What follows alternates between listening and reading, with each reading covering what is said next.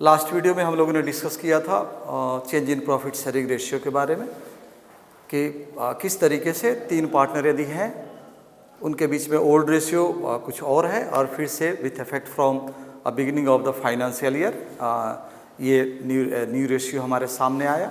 किसी न किसी का रेशियो कम होगा, किसी न किसी का रेशियो ज़्यादा होगा एंड हम लोगों ने सेक्रीफाइस निकाला था और गेन निकाला था और फिर हम लोगों ने ये भी देखा था कि जितना सेक्रीफाइस होगा उतना ही गेन होगा। I mean sacrificed made by one partner और two partner in favour of another partners. This sacrifice is also known as the purchase of share and sale of share. Purchase of share is gaining and sale of share is sacrificing. ठीक है, ये हम लोगों ने कल के video में, last video में हम लोगों ने देखा था। लेकिन कुछ कंडीशंस और भी हो सकते हैं, जैसे देखेंगे आज हम लोग कुछ क्वेश्चन भी बनाएंगे।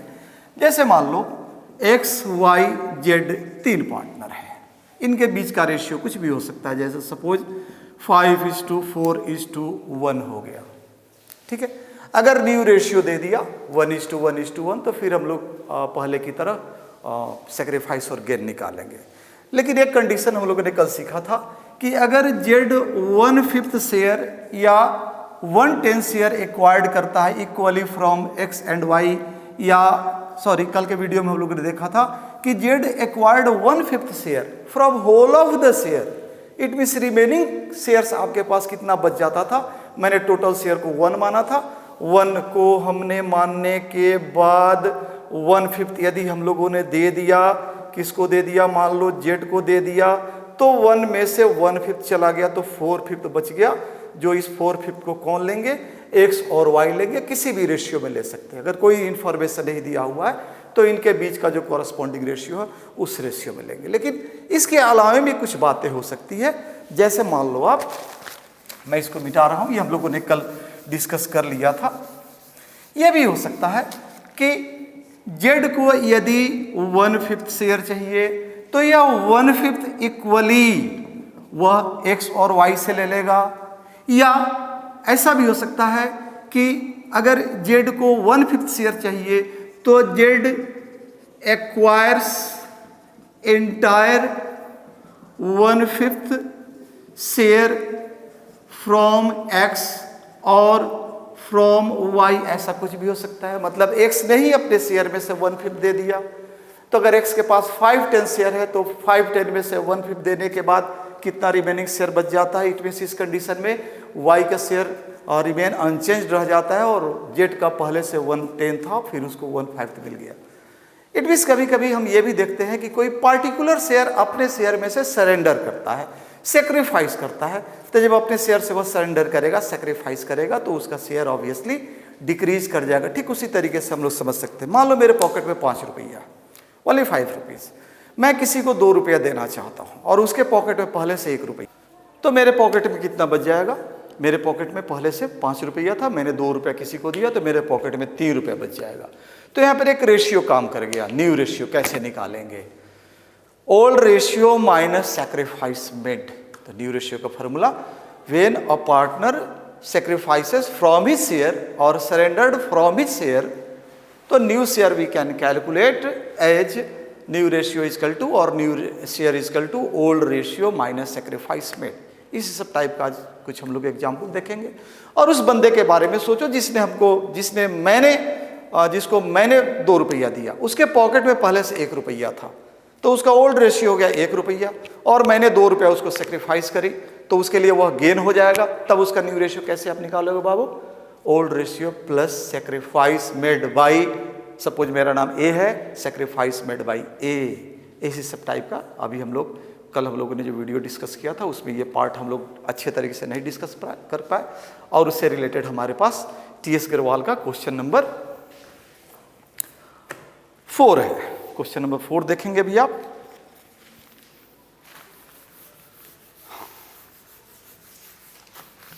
चार केस है इसमें, 4 केस का मतलब 4 question.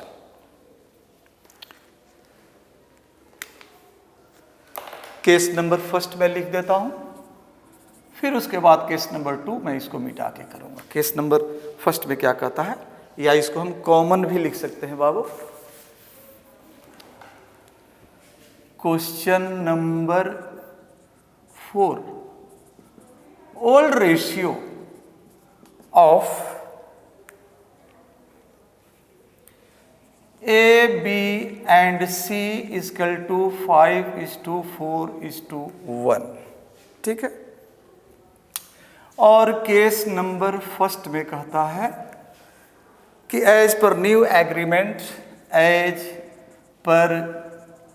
New agreement C acquires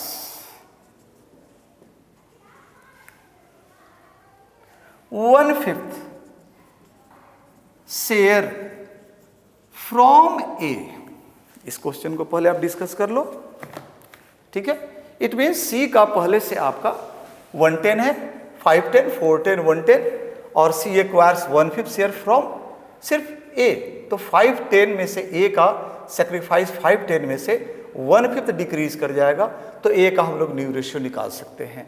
B का 410 अनचेंज रह गया और सी का पहले से था 110 में 1/5 जुड़ जाएगा। इस तरीके से हम लोग न्यू रेशियो निकाल सकते हैं। कैसे निकालते हैं देखते हैं इसको हम लोग। अब करते हैं इसका कैलकुलेशन ऑफ न्यू रेशियो करोगे ऑफ ए, बी एंड सी। तो एज न्यू रेशियो देखोगे आप, इसका क्या फॉर्मूला चलेगा? Old ratio minus sacrifice made, यहां लिख सकते हो आप, इन फेवर ऑफ सी। तो ओल्ड रेशियो है 510 माइनस हमने 1/5 दिया तो कितना रह गया? ठीक है। 10, 5 माइनस 2, 3/10 इनका न्यू रेशियो रह गया। एंड बीज न्यू रेशियो आपके पास क्वेश्चन में कितना दिया हुआ है? 410।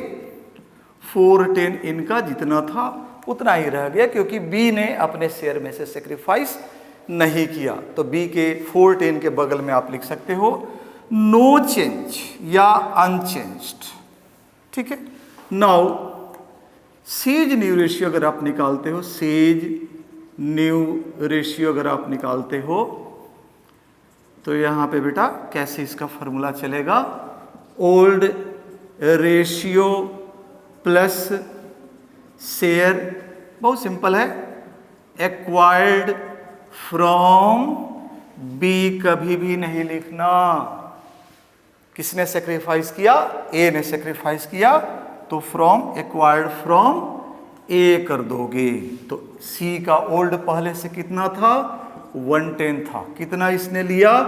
1/5 लिया। तो आप इनका रेशियो निकालिए कितना होगा। 10 हो गया, 1 + 2 3/10 हो गया। अब आपके सामने रेशियो पूरा क्लियर है। ए का 310, बी का 410, सी का 310। इट मीन्स रेशियो बन गया आपका 3:4:3। Hence new ratio of A, B and C equal to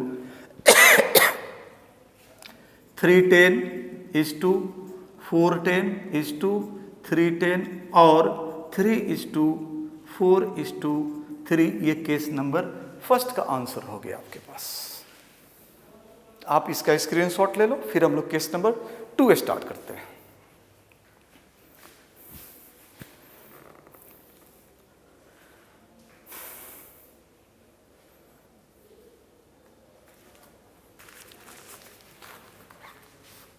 ठीक है। फिर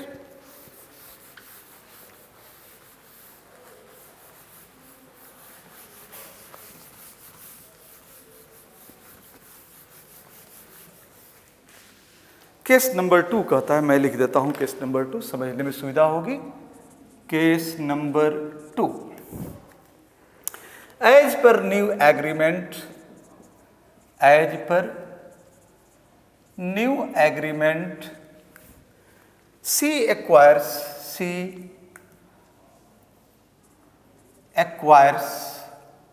1/5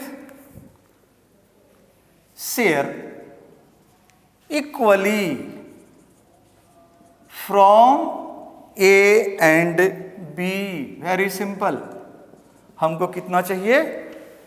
1/5 चाहिए, और 1/5 का हाफ 1/10 होता है। 1/10 मैंने ए से लिया, सपोज हम सी है, 1/10 मैंने ए से लिया और 1/10 मैंने बी से लिया। ठीक है, तो यहाँ पे कैसे निकालेंगे इसको? सॉल्यूशन में जाएंगे तो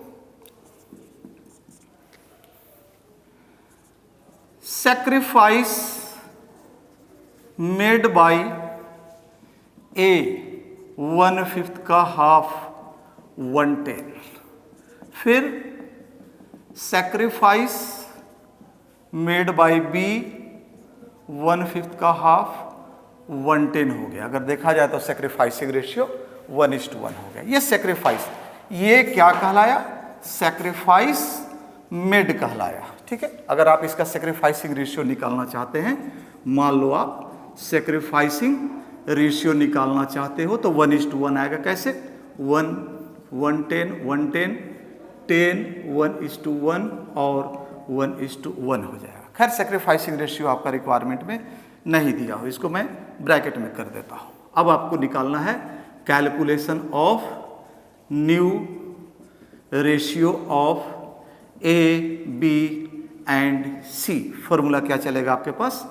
new ratio equal to old ratio minus sacrifice made. ये फॉर्मूला किसके लिए चलेगा? ये फॉर्मूला सिर्फ फॉर ए एंड बी के लिए फॉर्मूला बनेगा, क्योंकि ए और बी ने ही सैक्रिफाइस किया हुआ है। ठीक है, तो जब ए का निकालेंगे तो ए का ओल्ड रेशियो 5:10 है, तो 5:10 माइनस 1:10, ऐसे ही 4:10 दिखलाई दे रहा है, फिर भी हम लोग इसको कर लेते हैं। 4:10 हो गया, फिर बी का निकालेंगे आप, बी का 4:10 है, 4:10 में से इसने 1:10 दे दिया, इसने भी अलग अलग रेशियो भी हो सकता है, जैसे इक्वली ए और बी ने सेक्रीफाइस किया, हो सकता था कि 1/5 का 3:2 में ये लोग सेक्रीफाइस करते, तो 1/5 का 3/5 और 2/5 हम लोग इस तरीके से करते हैं। तो फिर यहाँ पे 10 हो गया, 4 - 1 3/10 हो गया। लेकिन आपको सी के लिए क्या फॉर्मूला चलेगा? Old ratio. यह एक काम करते हैं हम लोग यहाँ पे, total share acquired by C अगर हम लोग निकालें तो share sacrificed by A plus share sacrificed by B equal to ये आपके 210 आ गया। ठीक है, और इनको मैं यहां निकाल देता हूं। अब यहां पर सीज न्यू रेशियो निकालोगे तो इनका फॉर्मूला हो जाएगा old ratio plus share acquired हो गया। ओल्ड रेशियो इनका 110 था, 110 प्लस 210 इनका टोटल हो गया। 210 कैसे आया? 110 प्लस 110, ये इनका आ गया एक्चुअली यहाँ पे 310 आ गया। अब देखेंगे आपका यहाँ पे क्या हो गया, 410 ए का हो गया, बी का हो गया 310 और सी का भी हो गया 310। It means new ratio is equal to 4:3:3। Hence new ratio of A B and C equal to 4:10:3:10:310 और 4:3:3 इनका आंसर हो गया। देखेंगे आप, इसका भी आप चाहें तो स्क्रीनशॉट ले लीजिए।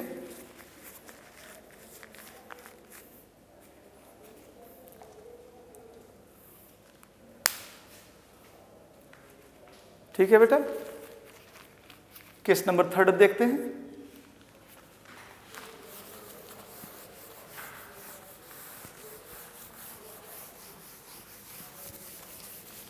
केस नंबर 3 पहले जैसा है। New ratio is given, senior book.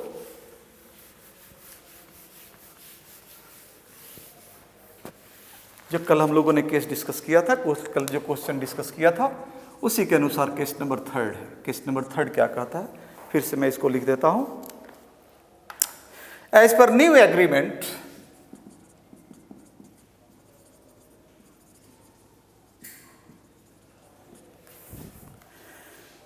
A, B and सी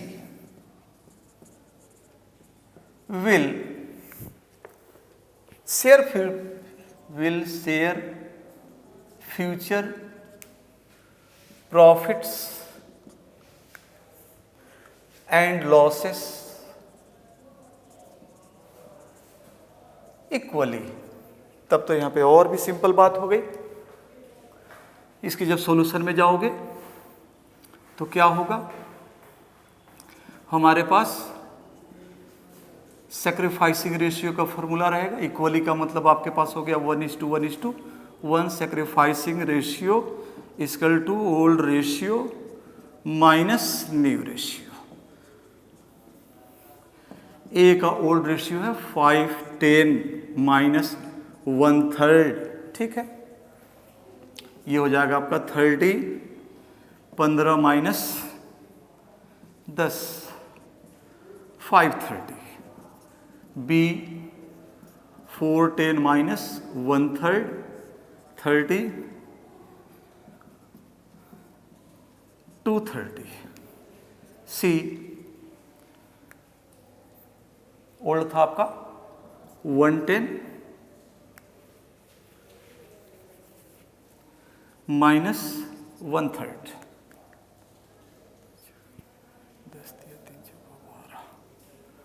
ये 30, ये आपका हो गया -7/30। ये मतलब हो गया आपका सेक्रीफाइस और ये हो गया आपका गेन हो गया। It mean sacrifice 530, 230 equal to gain 730। Sacrifice is always equal to gain आपका हो गया, ठीक है ना। तो यहाँ पे आपका सेक्रीफाइस और गेन ही निकालना था, है ना। तो यहाँ पे हम लोग लिख सकते हैं hence sacrifice made is equal to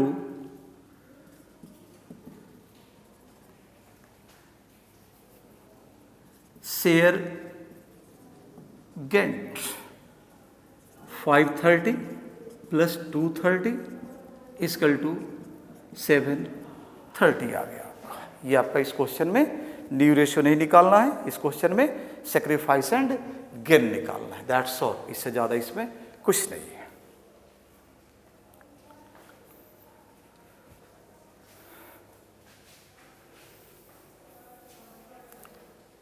ठीक है।